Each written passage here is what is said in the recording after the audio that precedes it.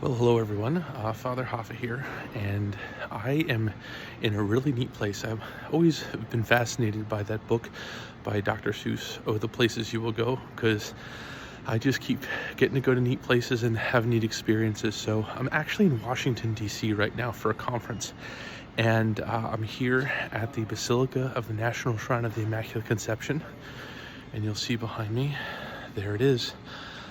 The great church. So it's the wee hours of the morning, and they're doing some cleaning, and some people are here praying, and they were testing the organ just a little while ago. But I wanted to take an opportunity to be able to do Wednesday Walking with the Word. So here it goes. Today we hear that familiar gospel about James and John and their mother.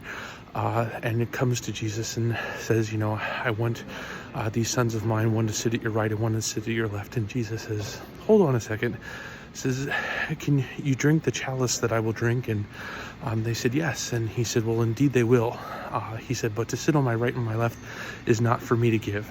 But in thinking about that, we know that at the end of their lives, they wound up, dying for the Lord, and Jesus knew exactly what was going to happen to them.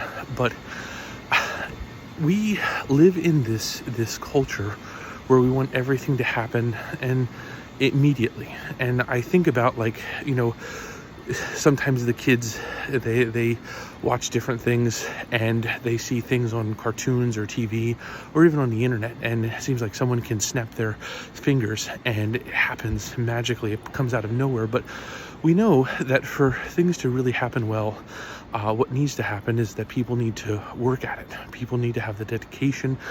They need to put in the time. And it works beautifully, actually, with this Lenten season. Sometimes we think about the end result. And I know I've spoken about this before, but with James and John and with their mother, there was going to have to be this whole sense of sacrifice.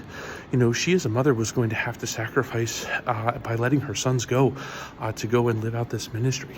And in addition to that, the two sons, they were going to have to change their way of life and really just cling to the person of Jesus and to accept the call that they had been given.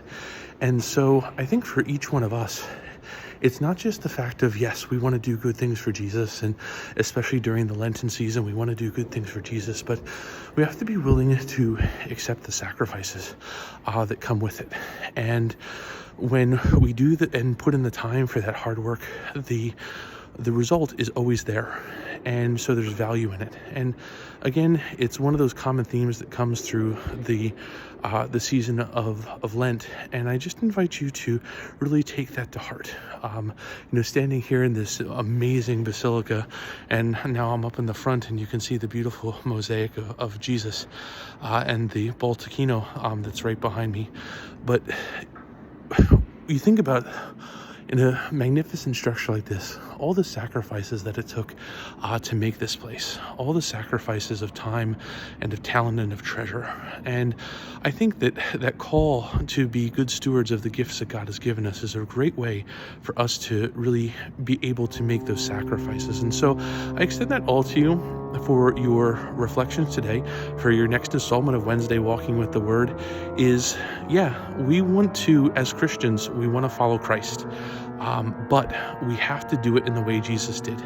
He made the sacrifice, we made the sacrifice, and from there, Jesus will give us the just reward that comes at the end of our life. But until then, keep looking to make those great sacrifices for Him, keep walking with Him, keep walking with the Word, and we'll see you next time. God bless everyone.